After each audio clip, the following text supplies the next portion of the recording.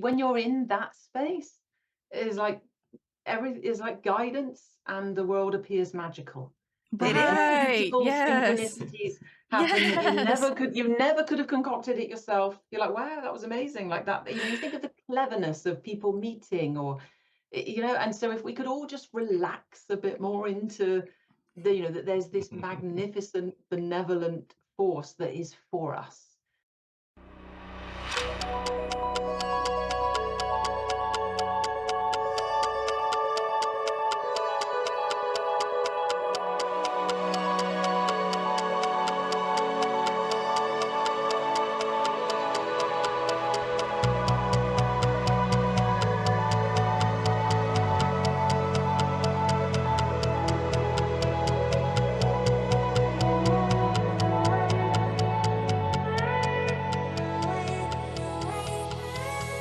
Hey there, beautiful souls. It's your girl, Allie, and we're back at it again for another episode of Living Life Consciously. Today, we have a special guest lined up for you who is a spiritual guide and an NDE survivor. But before we get into the details, we'll let everybody say hello. Hey there, Cosmic Thrill Seekers. I'm Justin, and this is Living Life Consciously, where we explore the extraordinary, ride the waves of inspiration, and embark on an adventure of limitless curiosity together. And then I'm Leslie, your love-lit co-host, and also known as an eternal spiritual being having a very temporary human experience. And hi, I'm Wendy, and I'm super thrilled to join you today on Living Life Consciously and explore just how do we do it? How do we live life more consciously and live with more love in our lives and more joy? Oh man, this has already started off so awesome. That was good. Thank you, Wendy. So for our guests and our audience who may not be familiar with Wendy, I'll give you a formal introduction. Step into the extraordinary world of Wendy Harrington, a captivating soul adorned with a myriad of hats, each telling a story of resilience, inspiration, and boundless exploration. Wendy isn't merely an author, mentor, speaker, or a mother of three. She is living a testament to the transformative power embedded in the fabric of our spiritual connection.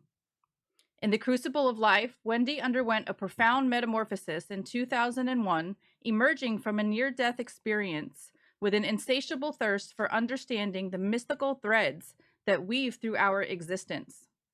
Since then, she has embarked on how our spiritual connection can unfurl a tapestry of mental, physical, and emotional prosperity, fulfillment, and satisfaction.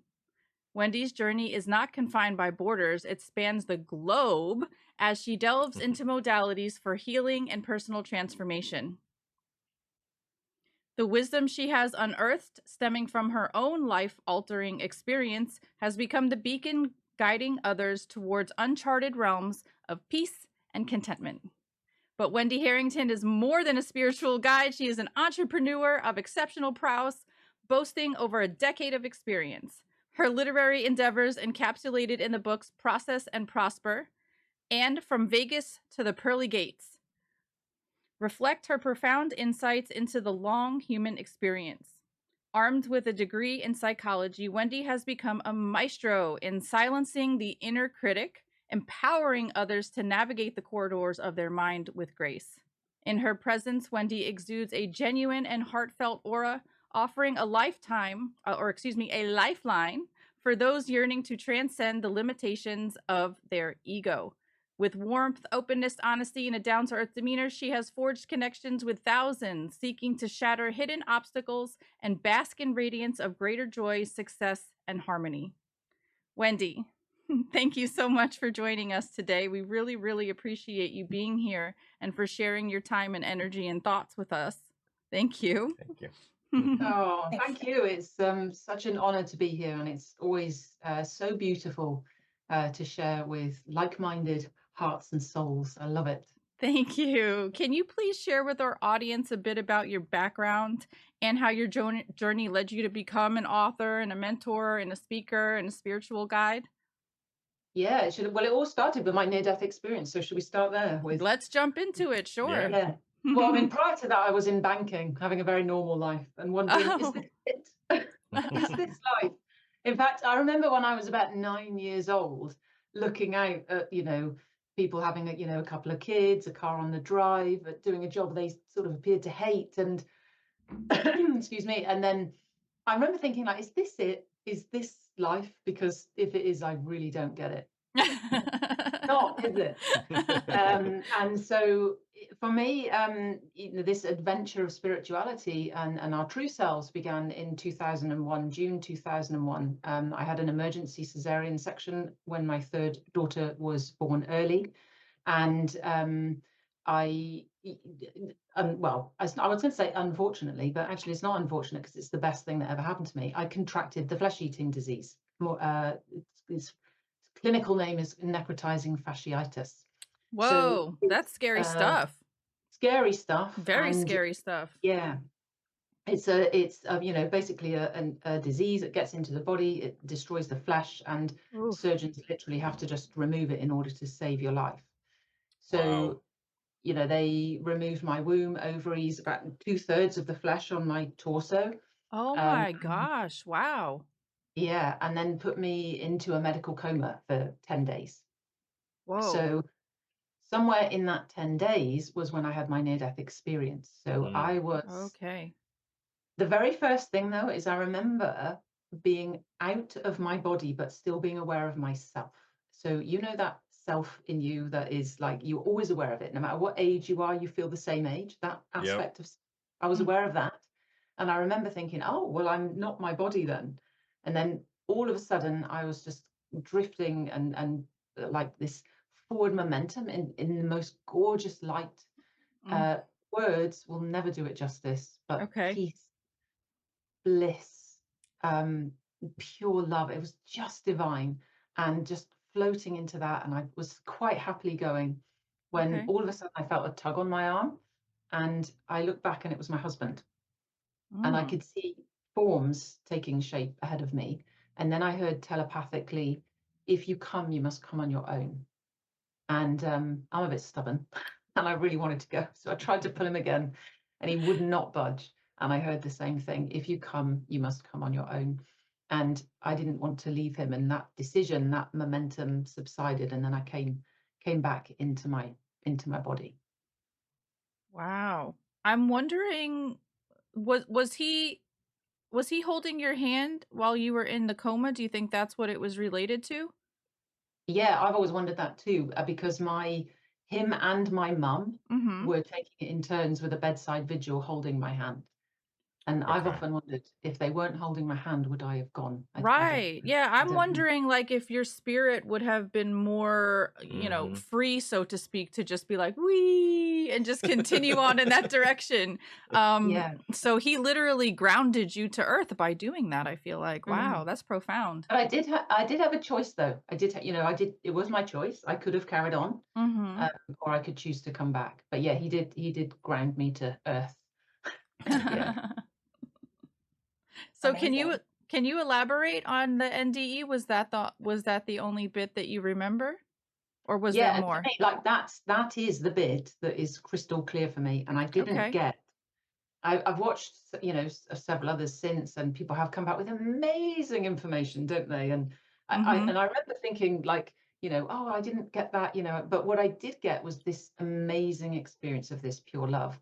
And actually, that for me, it has continued over the last 20 years of spiritual experiences, here, right now, which, for me, it feels like it's been an unraveling of how do we access that love right here, right now, and how do we live it?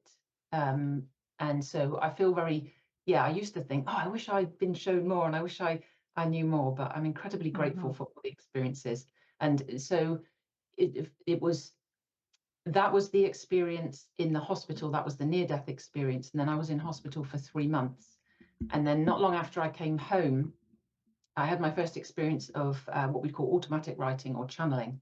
So I woke early hours with a sentence in my mind, and it was just on repeat, and it would not stop, and I was wide awake. So I got up and I started to write, and I just wrote all this stuff. It was like taking dictation. As I wrote the first line, the next line came, and it was just saying how we as humans cause ourselves suffering.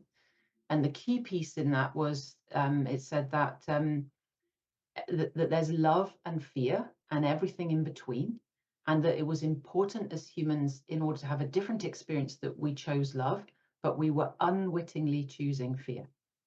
Hmm. Wow. And I vowed then to kind of be really loving, and then been on this journey discovering all the places that, we don't experience love with. I guess we call it, like, where the ego mind gets in the way, and we Mhm. don't experience ourselves as our true selves. Hmm. Wow. Okay. Um, so how did your near-death experience shape your understanding of the spiritual connection and its impact on mental, physical, and emotional well-being?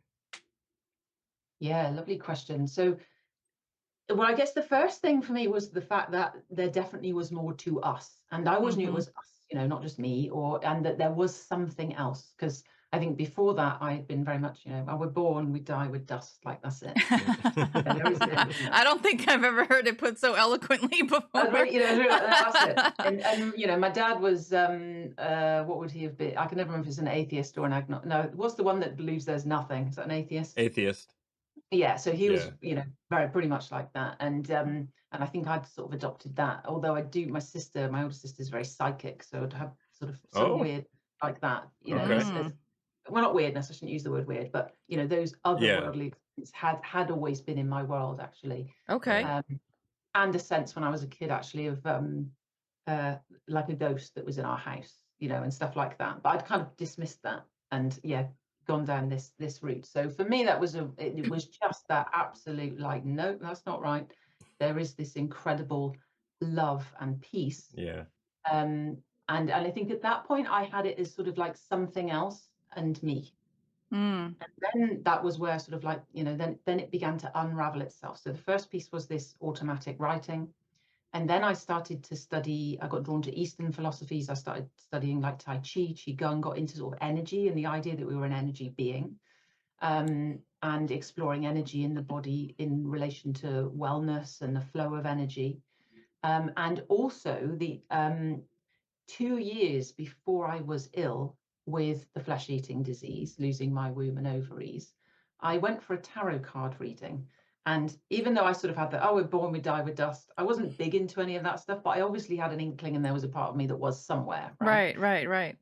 And but I was in a dilemma of, I was married with 2 small children, and I'd fallen in love with my husband, who was the hand that I refused to leave, right? And I didn't know, should I end my marriage and go with this other fella? That was what I wanted to know. And I was in a bit of a dilemma. So I went to see this tarot card reader. She didn't give me the answer to that. But what she Oh. did say was, at one point, she indicated my lower abdomen. And she said, you've got a dark area there. It's mother issues. And if you don't sort it out, you'll be ill. Now, if I knew what I knew today, and you guys know, you would do something about that, right? You're like, let's get some healing. Let's Yeah, let's she figure that out. literally called it by location, by called it. by Yep. location, by function, and by color, because the skin turns black with that Yeah, condition, yeah, right? Wow. And so that has, like, that just for me, has always shown like this, like our internal conflict becomes disease in the body. Not 100%. I'm and 100. I think there's other stuff going on. Like, I can't understand why small children get things, and Right. but I think that I think there's bigger things at play than just that. But there is certainly a chunk of disease that comes from our inner conflict, and so that kind of fascinated me. And so I'm studying energy and Tai Chi and Qigong, and I also started doing a psychology degree, because I really wanted to understand what is going on and what is this thing that I've experienced. Okay. And one of the theories in psychology is that a near-death experience is just something that the brain does at the point of death, right? Okay. And I started to think, well, maybe it is then. Maybe even though it was so vivid and real and very different to anything else I'd ever experienced, I thought maybe it is just that. Then I went on a Tai Chi weekend retreat, and we were asked to do this exercise with a tree. So we went to this gorgeous, amazing, it's a place in I live in the UK, and it's in on a place called Dartmoor in Devon, which is wonderful moorland, but it's this small area of like stunted, twisted, gnarled oaks. It's like Okay. a magical little space, and these Oh, wow. huge boulders, and it honestly, it's just the most amazing space. So we were there, Mm-hmm. and I ate my lunch, and then I got up to find this tree. We got up to do an exercise with a tree, and it was find a tree, close your eyes, put your hands out, connect with the tree, close your eyes, and just move your hands, back and forward. Oh, okay. So I as could I do that, started to right? do that, all of a sudden, I just lost all sense of my separate self. I met that same love that I did in the near-death experience. The words for it were unconditional love, and I knew that everything came from it and everything returned to it. Wow. And so that was my second experience of something greater than, our usual perception of ourselves as limited human beings.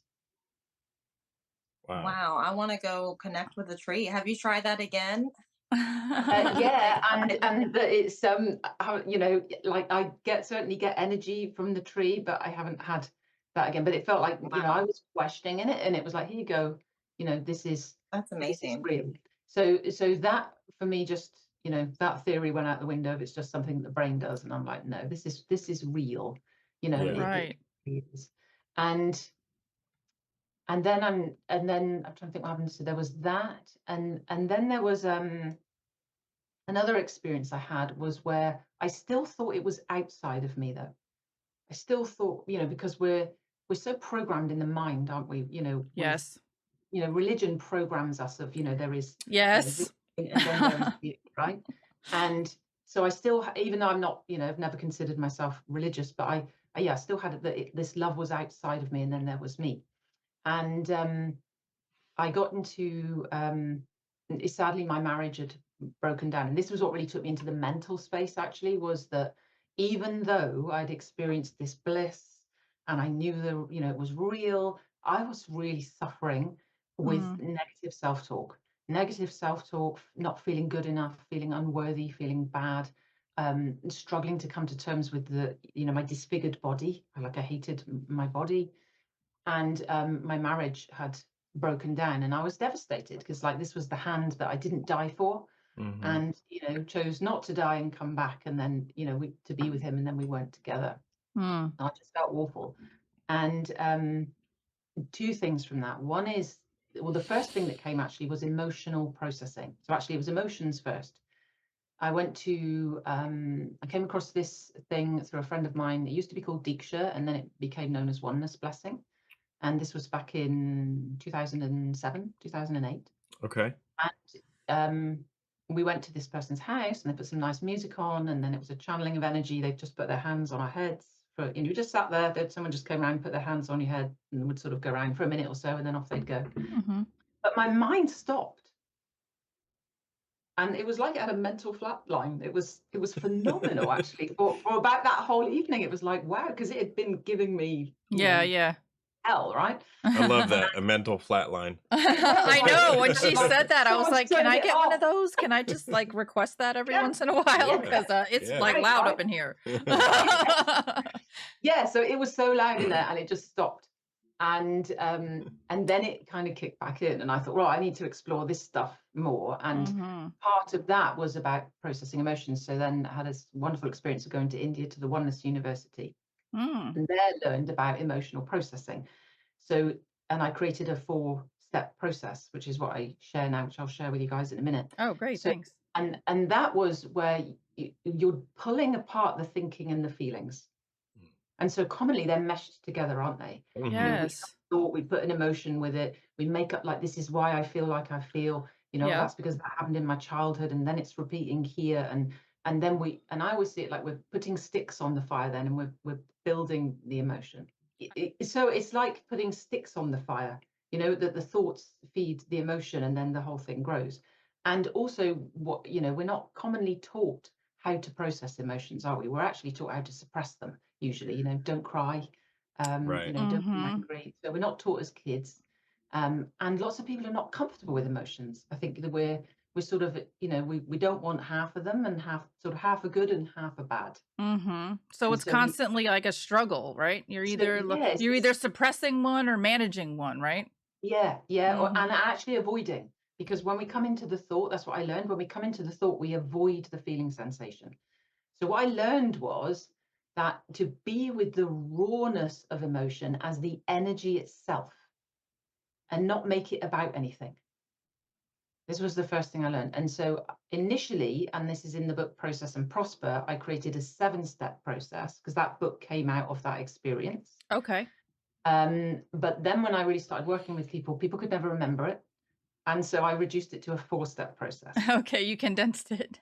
So I condensed it so that people can remember it, which works, which Okay. they do. So the first step is you have to own it. You have to realize that the feeling is yours. And commonly what we do is we say, oh, well, this person said or did this thing, and that's why I feel like I feel. Or this thing has happened, and that's why I feel like I feel. So we have to realize that the emotional experience is arising within us. And we don't all respond the same. So there's got to be something personal going on in it. So we're putting it through our own lenses, filters, our perceptions. So when we own it, and then number two is stop thinking, which you'll say, how on earth do I stop thinking? I literally just thought that. I was like, Right. how do you do that? Yeah, how do you do that? If we all knew that, we'd all be free. So it's like, it's not to stop thinking because that's kind of impossible. It's to realize though that what you're seeking, the answers you're seeking are not in the analysis. They're not in the intellectual mind, which is where we've been trying to solve things from. And the answer is not there. So it's just realize it's not there. And then you do step 3, which is you start feeling. So you use the body so that you can just feel what is arising there as energy, as a sensation. And then number 4 is you just breathe and observe. And so what I discovered was there's nothing to fix, there's nothing to get rid of, and there's nothing to change. Okay. And you literally, it's about becoming very welcoming of everything so that it just processes through the system. Wow. This is resonating with me a lot. It's Yeah, really me too. resonating with me. I feel like this is something that I learned through the practice of yoga. I don't know if you practice yoga or not. Yeah. Do you? Okay, I'm sure you do. But it took me. I didn't learn emotional processing and emotional intelligence until I was like in my late 30s. You know, like you said earlier, I was always taught like, oh, you know, if you feel angry or mad or upset, then go do this thing that makes you feel differently. It was always like an avoidance and like a pacification of emotion. Like you know, instead of dealing with it or feeling it like you suggested, you go do something else and pacify yourself with something different. But when you learn emotional intelligence, which I did through practicing yoga, it's a game changer because, you know, when you learn to just sit with it and feel it and process it and trace it back to its origin and understand that and deconstruct it and allow all those things that you've attached to and built upon since then crumble away, it's liberating. Yeah. It's liberating. So yeah, it's thank completely you. liberating, isn't it? And like you Yeah. say, that is the roots of, isn't it? It's the roots of, and then everything else unravels. It is why people get in it, you know, oh, I thought I'd resolved this, and then it comes up again. Is because the root has not been done. That's why it's just sustaining itself. So yeah, absolute game changer discovering that. All right, so a couple of things, Wendy. I was wondering, would you say your NDE was a catalyst for your spiritual awakening and everything that followed? And also, are you familiar with the emotion code? And it was a documentary that I found fascinating and really helped me understand that emotions are motion, so energy in motion in our bodies. And basically it made me think of that because when you were talking about processing the emotions, like, and basically that illnesses and things come from unprocessed emotions. And I think it's important to note, I mean, obviously, you know, this could help a lot of people, you know, not become ill if they become aware of this fact, I think. But it goes both ways. So if you're like feeding positive thoughts and then, like, I don't know, and having healthier, you know, mind, body, thought processes and everything, that you can create the opposite of sickness and awful things and experiences, and to create more enlightening, higher, you know, vibrational, like you can create that within yourself. Kind of, I don't know where I'm going with that, but yeah, so the catalyst, and then the emotions being energy in motion in the body. Yeah, really lovely questions, Leslie. So, firstly, like, yes, 100%, the near-death experience was absolutely the catalyst to my spiritual awakening. And then I don't know the emotion code as such, but 100% agree that emotions are energy in motion, and that when we just allow energy, everything can move. And then I think is deeper than just the energy, though, because I think that what's really important is like the deep belief system. So this sense that I'm unworthy, not good enough, unlovable, these deep, deep things that many of us have in our psyche, that for me, that is the root. You know, we're talking about where's the root of a thing, and when we can really get to the root, then we can unravel it. And so this identification, how we're identifying ourselves, if I'm identified with myself that I am the physical body, which is what I used to think. So when I was out of it, it was like, that was why I think I had the like, oh, I'm not that then, because I was very strongly identified with being the physical body. Sure. And We're taught to be but that way. totally. And even after, though, because it's so subtle what we're attached to. Like Mm. your spiritual awakening is so subtle, and that the intellect can think it is spiritually awakened, knows awakening, and it's not a fully lived experience. So there's a real subtlety, and there's often, for me, I would term it like the knowing doing gap. You know something, but if you're not fully living it, you don't fully know it. And so it's that coming always with that beginner's mind, as they say in like the Tao, isn't it, to come in emptiness with a beginner's mind, because this clever thing, which is the universe, which none of us I don't think will ever fully understand, because it's just too awesome. And to relax into that, but then we can live in union with it. So Yeah. but I think once like you rightly said, once you really start learning, oh, this is just energy and I can breathe it, it opens up something else, doesn't it? Something else starts to open up, a deeper wisdom, a deeper understanding of ourselves. Yeah, you come to understand that we are spiritual beings having a human experience, basically, and that, we need to all realize this, and that we are love, we are that energy, and we're just separated, and apparently agreed to that, coming here. I don't know if you're familiar with that aspect of NDEs and things like that. And it also made me think, not only is it our own emotions in this lifetime, and I don't know what you think about, multiple lives, past lives, and all that, which, people say are basically all happening now, because time is an illusion, and everything is literally happening now, and we can access, I personally haven't, but can access, past lives. You can do regressions and all this stuff. So, but that past life energy, emotions can also affect you in your life that you're living now. And through past life regression, you can clear those energies from past lives that may be affecting your life now. What do you think about that? Yeah, I've done some past life regression stuff, as in receiving and leading it too, because it comes up sometimes. Wow. So because it is all energy, it's just all energy. And there's like learning to trust our unconscious to guide us to those places, because everything is in there. We have access to all of it. And I think the key thing for me, though, is always like what's important is the energy. I think, like you were saying, Leslie, is the energy, and clearing the energy is what's important. If we get hooked up in the story and who I was when and all of that, then we remain almost like to me that's like we remain on a different plane. And I never know the right words for these things. It's like attached. I don't know. I want to say it's like a plane of existence in thought, and story, and there's different ways for us to experience ourselves.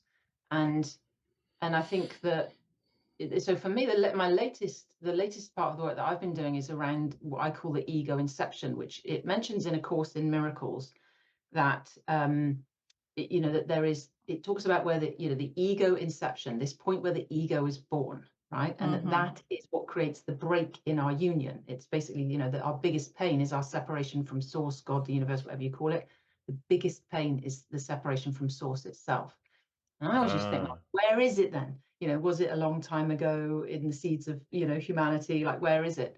And the most recent thing that's come into my ever evolving exploration is this, that it's this lifetime. So each lifetime we're coming from the union, and then we hit what's going on here in the earth place, and then it is the, you know, the opposite often of what we have been experiencing, that pure love, and then we create meaning about ourselves from it.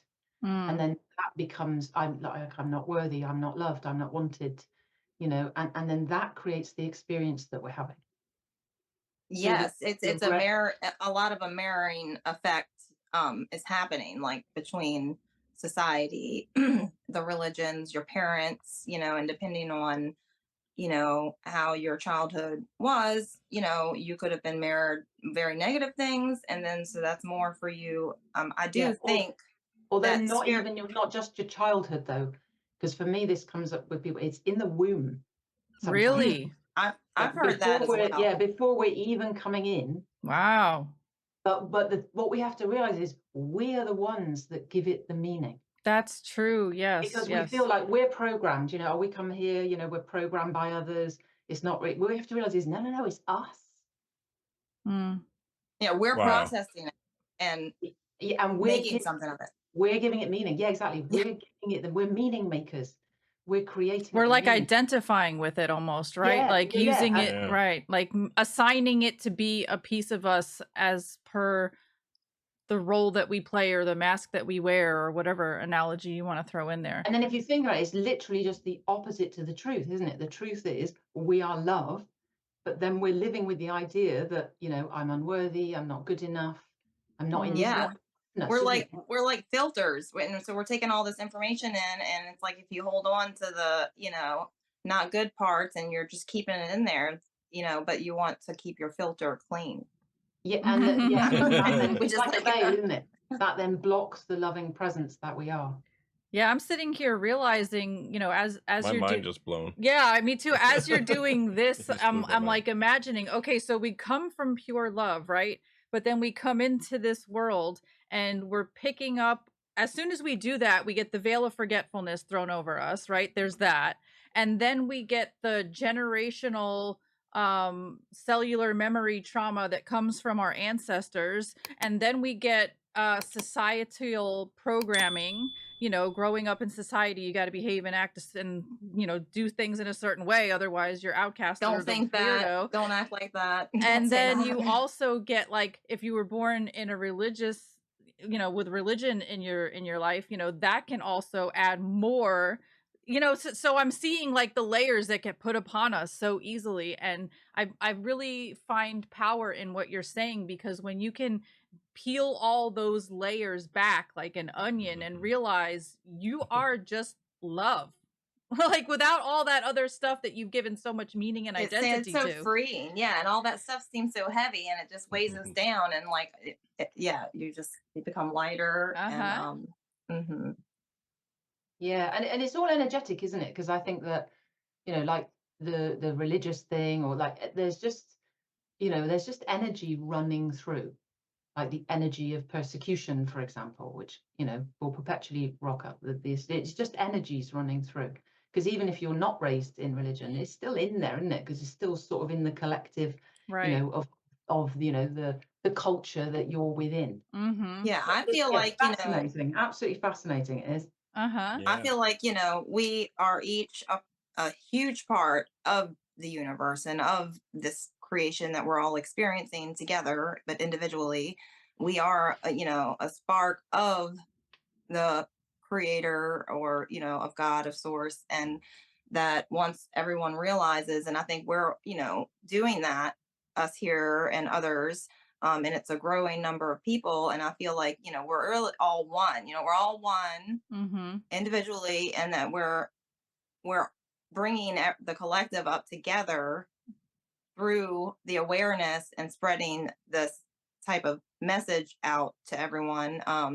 So I feel really awesome about that. And yeah, it's all energy. And so by each of us individually healing ourselves, working on ourselves, realizing who and what we are and how we can be a huge effect to those around us and create, ripples of goodness and joy and whatever, like everything really is okay. And that yeah, I was just really Allie's pumping me up over there, distracting me a little bit, but Sorry. so yeah, I don't know, like everything is That was good, energy, and we're Leslie. all one energy, and so individually we're helping the whole oneness recognize itself and come to a better place. And I think that wars and everything else that are like in the collective, all that stuff is literally just all the stuff that needs healing individually within everyone. And so if everybody just like that's what I see happening like on a larger scale. Mm. Yeah, What do and you I think it's like comes down to me that I sort of see energetically now, and I see it on a big scale that ultimately it's just fear energy. So it's not right or wrong, it's not good or bad. That's the other thing, is there's no, Yeah. it's just the manifestation of that type of energy. And love energy manifests in a different way. Mhm. So it's like, in fact, Course in Miracles says, our job is to forgive the whole world. And to me that is like that absolute peace for all things is where energetically then us at peace is then, inner peace is outer peace. Mm. And so, and that, Beautiful. Powerful. that That's that powerful. often there is not peace inside, is there? There's torment and Yeah. we're beating the crap out of ourselves. That's what I was doing. I We're always our said own that worst critic. he just took the words out my mouth, guys. You saw it live. Sorry. He just that's funny. I think it's a synchronicity that we were both thinking the same thing. Right. We do that quite often. Yeah. In tune, in sync. Yeah. Very. So Wendy, how would you say that your degree in psychology, how does that complement your work as a spiritual guide and mentor? Not very much. Oh, okay. I remember being quite deeply disappointed in some of my degree. No, not all of it actually, because I learned a lot, and I think it's Okay. it's great. I think it's lovely the science that is coming actually that just really demonstrates the metaphysical. I'm like, yes, like the people will start listening now because it's science. Right.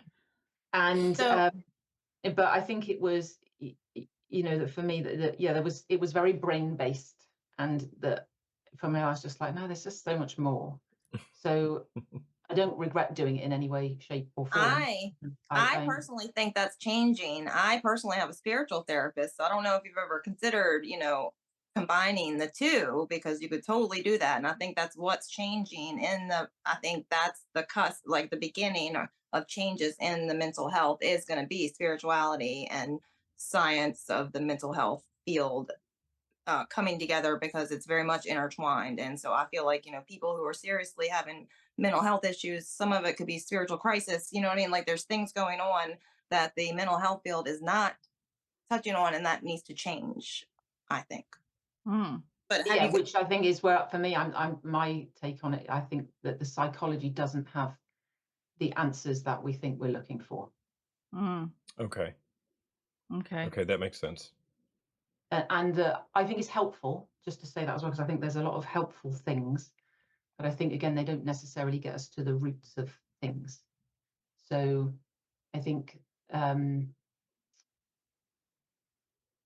I did some work actually as I did some mental health support work as part of my exploration, and it's interesting, like the truth that would come out of people who were like non-verbal, non-speaking. Like I remember finding a note one day on a table, and I said, "Oh, who wrote that?" And they were like, "Oh, so and so over there." And this person, he never said a word.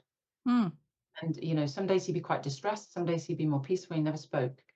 But it was about universes and everything's energy, and it was truth. Wow. Wow. and of course, and of Yes. course, I was like, oh, it's that, just dismiss it, it's just him over there. And I'm like, wow, this guy is like plugged in, but it's so interesting, isn't Absolutely. it? The experience that we're having and all the different experiences, and yeah, just mind-blowingly amazing, really, isn't it? Yeah. Yeah, it would be awesome if, you know, the field of psychology and, spirituality come together, because I see that as going to the heart of like healing of the spiritual part of the body of humanity. You know what I mean? Mm. Yeah, and I think that for me, I think that, what is missing is faith, but not faith as a religion, pure spirit, actually, that are really. There was one day where I was journaling one day, and all of a sudden out of my pen it just flew, unity to separation and back again.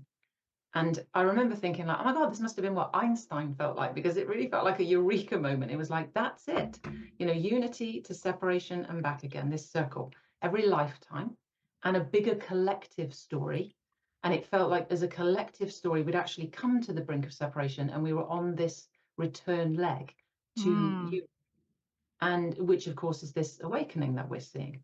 So to me, I do feel like everything is totally fine, and everything like it's way bigger than us, and it's happening, and that there is a return, and these things will harmonize again, and Mm. almost when it looks like it's really gone to hell is because actually there's just a brink of separation, and then actually the mess that we're in right now, if we looked out at the world, to me it feels like that's where we're like, oh, none of these things work and we need to do it differently, but we're trying to hold on to some of the same systems and processes. So I think it is changing, and I love like everybody who's being vocal about it, everybody who's just quietly themselves feeling it, because I always think that if where we're saying the energy is the thing, so if you're at peace, like that's the best gift you could give to the world, and it doesn't matter what you actually do, just you being that is so powerful.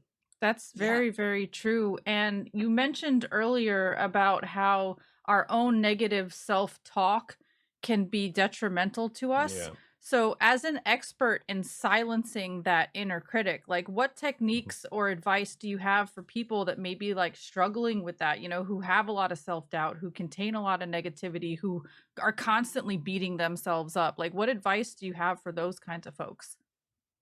Yeah, so it's hard, isn't it, because it's insidious and it runs, and that for me, like, this is like my 20-year, 22-year journey has been discovering the pieces of this. Mm, So the first bit is, to attempt to, and it's not always easy yourself, to tease apart the thinking and the energy of the emotions, and to um start to have the idea that you are love, and like feed yourself with that idea, because mm, we're so programmed that we're not that.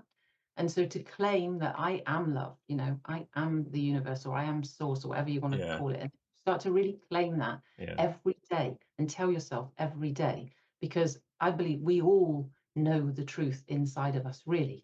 mm, And then there's a deeper wisdom, isn't there, that suddenly comes in, and you suddenly know, you suddenly realize something. And for me, there was this is not necessarily advice, but this is just another story where I realized the love was inside me. Was mm, I spent my whole life looking for love outside of me. When I find that special person, then I'll feel like I'm enough.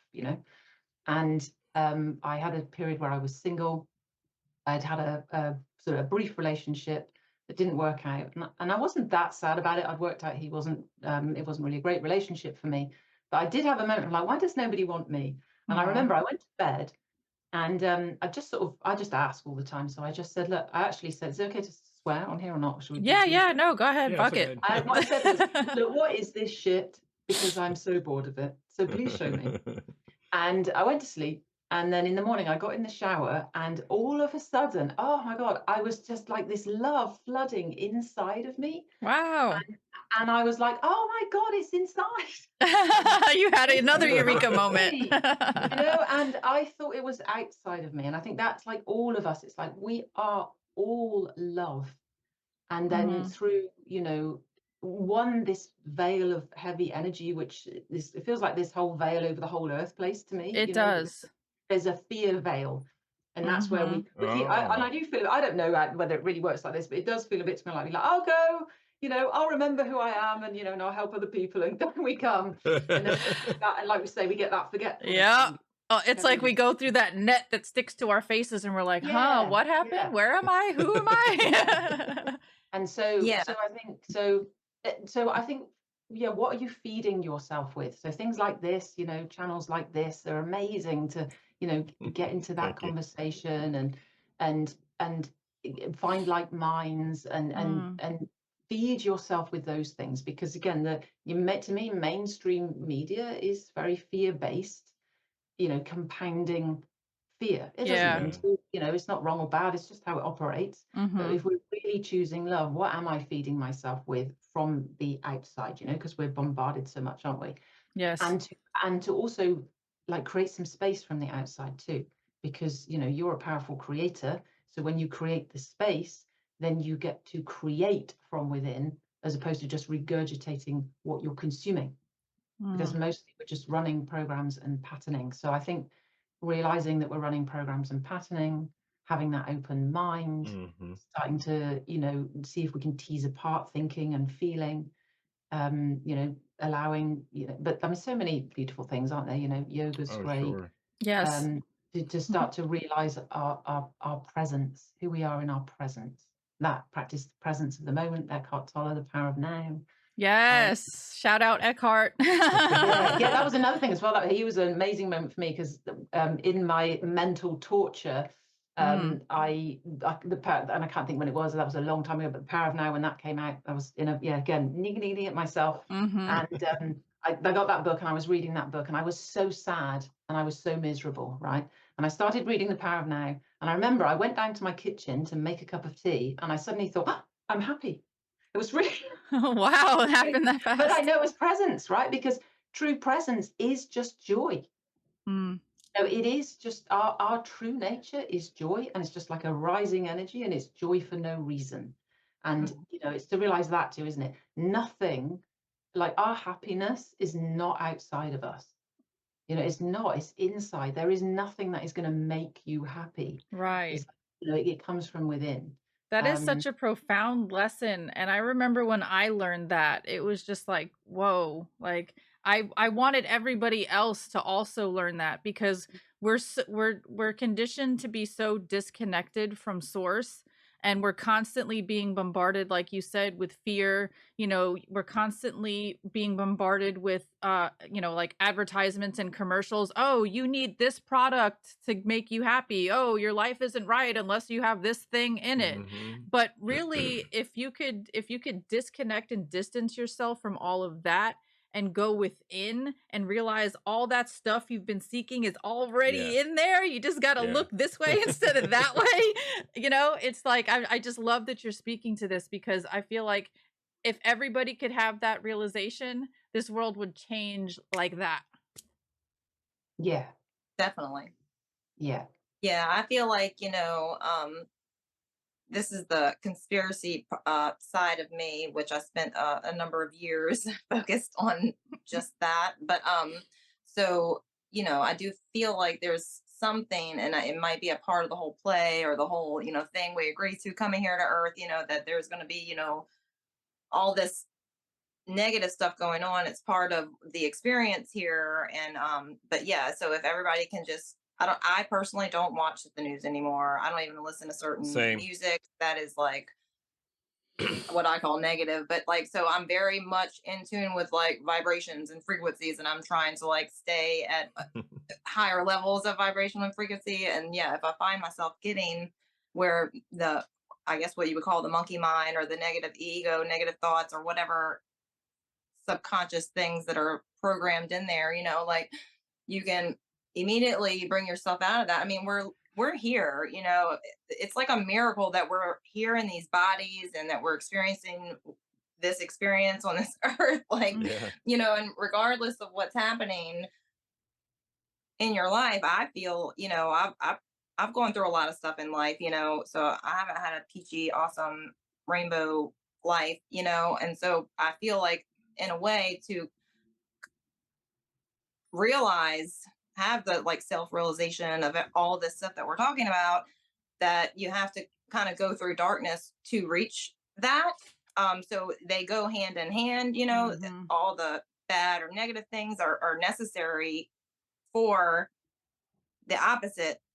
Anyway, I don't know where I was going with that, but yeah, it's pretty neat to think that we are remembering, Mhm.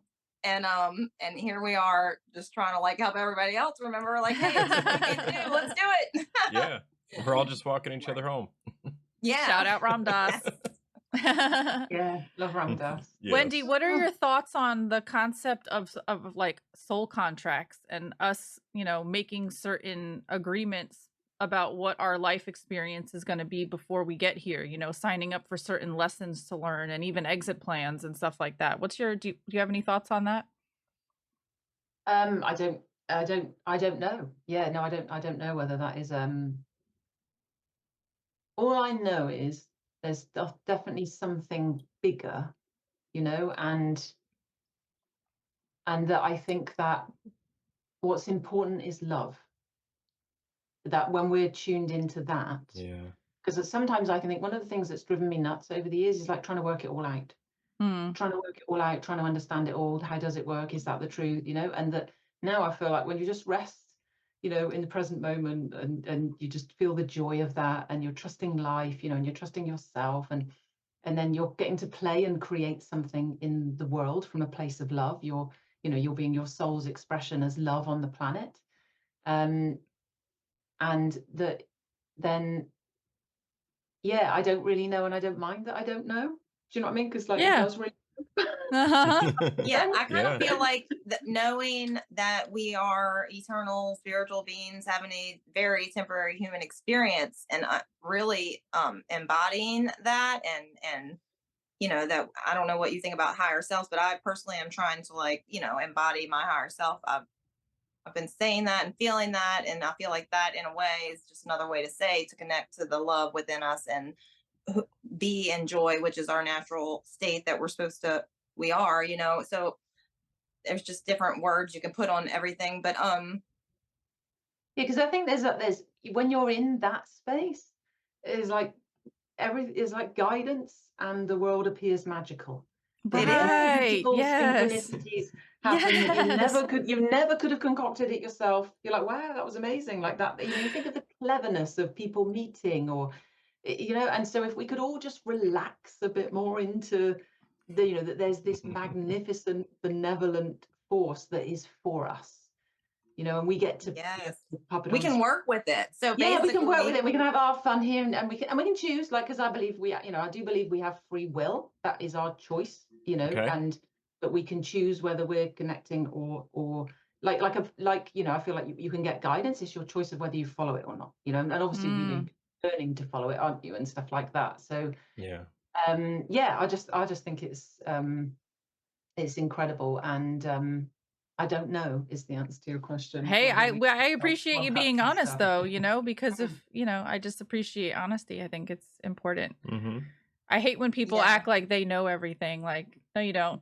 Natalie and I both have delved into NDEs for so long now, and have just listened to hundreds of different accounts. So we're literally like taking information from hundreds of NDEs, and that's how we haven't had an NDE ourselves, but You don't that's always how have we to live or die through an NDE to learn the lessons from it, right? right. That's what I've been doing. So like basically I'm programming myself with like all these spiritual experiences of other people. And I mean, essentially, we all are deprogramming. each other anyway, right?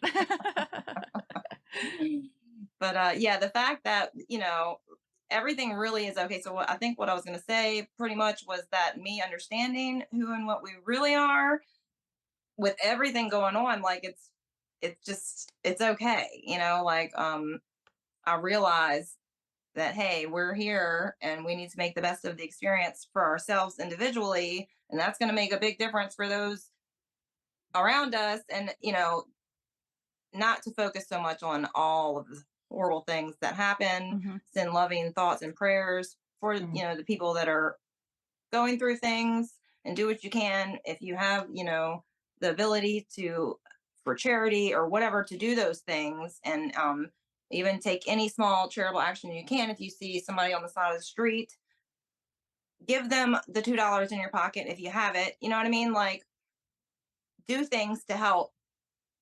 Be grateful for the experience. Work with the universe, with God. And I think that if you're not conscious of our ability to do that, then you're working on the programs and you're creating from an unconscious place. And if you're letting the negative thinking, monkey mind stuff take over, you're creating that. Mhm. And that's what I'm learning, and I'm still trying to deprogram. So yeah, I'm like all about pretty much everything you say, Wendy. I've watched multiple videos of you, and I just love what you're doing. And I'm just like cheering, like listening to your videos and getting excited. And I'm like, yes. And I just think it's Yeah, awesome. and I think the last thing I'd say is that I think what we need is real gentleness. Because, like, you know, the monkey mind that we're talking about, and that, you know, the idea that I'm doing it to myself, like, that can be so painful. And it's like when we cannot make anything wrong is when we transcend it. Because like, you can't, we don't have to kill the ego or kill it off, and it's not a bad thing. And if we think that, we maintain it. So, but when we get gentle about it and we're like, wow, these things are going on, you know, that's really fascinating. And we can come with gentleness and become unattached and see with love. That's when we can transcend. So I that love that. there's a real embracing. There's nothing to get rid of. There's a real embracing of everything. And that for me, because I don't do conspiracy theories, because I just feel like it's just fear in action. That's okay. Yeah, that's how I see it now. Yeah, And so it yeah, my doesn't, focus but is it can not get you, there. can't it? And then Still in it's me. got you, and the negative mind is, you know, and then you're being the very thing that you're against. That's the hilarious thing. You know, that Wait, I didn't this catch is the that. unwitting bit, right? This is where we unwittingly choose fear. You know, we think we're doing the right thing, but we're actually just fighting ourselves. It's really quite fascinating. Yes. So do you think that the focus on, well, I think it's an obvious answer, but the focus on the things going on in the world, the possible conspiracies, like for those people who are like, you know, like I was 10 years ago, like highly focused on all the conspiracies that are possibly going on in the world, which, you know, unfortunately, some are actually not conspiracies anymore. I mean, they are actual conspiracies and not a theory. But like the focus on that, even with the awareness, do you think, well, I think a lot of conspiracy theorists, you know, whatever, I don't even like giving that title. But anyway, I'm going down a whole nother road right now. I guess what I'm trying to say is that does that create more of that with people focusing on it? And I've often, you know, wondered this and kind of feel that way. But at the same time, I question my own like self, like, am I turning a blind eye and not helping? But I feel like at this point in my life, in my spiritual journey, that like I literally am not focusing on these things. I could, like, it is what it is. I'm watching the show at this point, you know, like everything's okay. You know, like, so I don't know, like, what are your thoughts on that? Like, because I mean, I don't know if the whole world just decided to do what I'm doing with that aspect. I mean, what would happen? And if we didn't watch the news, like, would they go away? Would I say they? That's the conspiracy person in me. But so whenever, you know, all that stuff goes away and the control and whatever else that's happening in this reality, you know, like, I don't know where I was going with that, but like, do you understand what I'm saying? Like, what do we do? I think so. I think I might get what you're saying. So it's interesting, isn't it? So immediately there's separation. There is no separation. There's only oneness. Right. And from my understanding, yeah, like these people are still loved, you know, very much like they are us. Yeah, everything is oneness. And that's what we have to embrace. Like there is oneness. And the world offers contrast. And then we get to choose. And so if we stopped making anything wrong, and also I think, you know, to be honest, we don't have to have our heads in the sand. Like, you know, people are manipulating other people. That's how fear functions. It just is, you know. And, you know, if you've got a lot of cash, you can make some serious things happen, right? Which we could say that's a conspiracy, or it's control, or like, yeah. So it's just contrast. And then, but so if we're fighting something, we're putting energy into the thing that we're saying we don't want. That makes sense. Yeah. All right. So I like to ask this question of all of our guests. What is your greatest hope for the future of humanity? Oh, I love that question, Justin. Thank you. Peace on earth. Peace on earth. Peace on earth and goodwill to all humans. Yeah, peace. It really is. It's that we wake up, we all realize who we are, and that we get the experience of heaven on earth. You know, that we get to play as creators, we get to play in union together, we get to create beautiful things. And I don't know whether this is true or not, but this, you know, this feels like a download for me, right? That's for me, as how I would term it. Like, there was my near-death experience, and then there's been lots of experiences where I feel like spirit is telling me things. I channeled a whole load of poetry, but that was like the same, just writing it. I get the first sentence, I'd write it, and all about oneness, connection, union. And I had this major kind of like awakening period over 10 days once, and it culminated in the sense that we'd had this opportunity before and we hadn't made it through. I feel like we're on the cusp of something, a brand new, even for spirit experience, and that we've never quite made it. You know, it's almost like Atlantis. It's like, oh, we got all this technology and then suddenly we like blew ourselves up, and it almost feels like that's sort of what we're doing now. You know, we got too much power and not enough heart. Right. There's too much head and not enough heart. So, you know, why are we still like killing anyone? Like, why are there still wars? Why is anyone starving? It makes no sense, does it? When It does not. There is enough food to feed everyone. Yeah. And when I was 19, I'd watched. We have this thing in the UK called, well, we had it then. It's called Red Nose Day, right? And it was comedians and singers, artists getting together and raising money for Africa, where they were starving, right? And it used to happen every year, and I'd watched this thing, and I gave money, donated money, because it breaks my heart when you see kids, you know, not being able to eat. Sure. Yeah. But I woke in the morning, and with, I guess, a downlight then, I didn't realize it though, but it was like, oh, you'll never solve it. You can throw all the money you want at it, but until there is a shift in consciousness, it will never change. It's like treating the symptoms and not the root cause of the issue that's causing the symptoms, right? Yeah, 100%. So it's our raising of our own consciousness, the collective consciousness, realize that we are love, and that, you know, it's all cool, and we can relax, and we don't need to be afraid, and then, you know, we'll share more, won't we, and etc., etc. So yeah, it's fascinating, isn't it? We are fascinating creatures, for sure. It's beautiful. And yeah, I was thinking prior to our interview about the mind, body, and spirit, you know, of us individually, but there's the mind, body, and spirit of the collective and the whole. Yes, micro to the macro, right? Yes. Exactly. Yeah, and we can each do what, you know, for me, I think each of us can do our own, is like to focus on our own piece is really powerful. And, you know, that I'm very passionate. I think if you're out trying to make change, but you're fighting, you're actually, that's the wrong energy. I resonate with that as well. I'm feeling that it's kind of, to go from one extreme thought process to this, I'm seeing that, and I note that to myself, how the dramatic difference and the focus and intention and everything else. So yeah, we are creating, and yes, let's do this. Yes. Yeah. Wow. Such a great message. Thank you, Wendy. Thank you so much. We really appreciate you spending time with us today, and for contributing to this channel and for spreading the message of love and peace and all the good stuff. Thank you so much. I really appreciate it. Yeah, it was really nice to talk to you. Yeah. Thank you so much. It's been really lovely to share with you and meet you guys. Loads of love. Loads of love. Namaste. Namaste. Namaste. Namaste. Yeah, thank you so much. Okay, thanks.